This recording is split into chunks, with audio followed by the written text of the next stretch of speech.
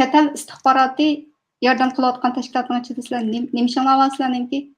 Hozir Uyg'urlarning hali bir bexatar bir yo'tkilish eng muhim masala bo'lgan vaqtda siz ma'lum bir organizationga qatnashib, bu organizationning ichida yana bir parti siz viza iltimos qilgan chog'da boshqa davlatlarga iltimos qilgan chog'da to'ldirgan jadvallari bor, sening bir shu tashkilotga a'zomi, bir organning a'zosimi degandek bir yerlari bor to'ldirgan jadval. Siz ularni to'ldirmagan taqdirdami sizningki butun shu internetda qilayotgan ishlaringizdan kimlar bilan aralashayotganligingiz, kimlar bilan siyosiy yurinish qilayotganligingiz, bu bir davlatdan yana bir davlatga viza beradigan chog'da, bir davlatga ya'ni panohliqqa odam oladigan chog'da, shu odam mening davlatimga security jihatdan yani bexatarlik jihatdan tahdid bormi yo'qmi degani o'ylashib beradi.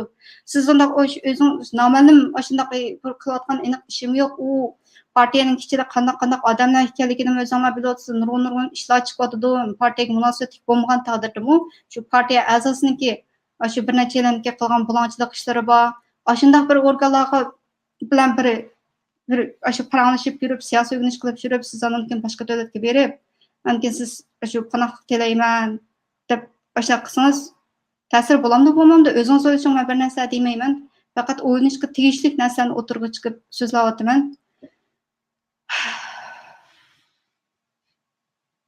Tamam.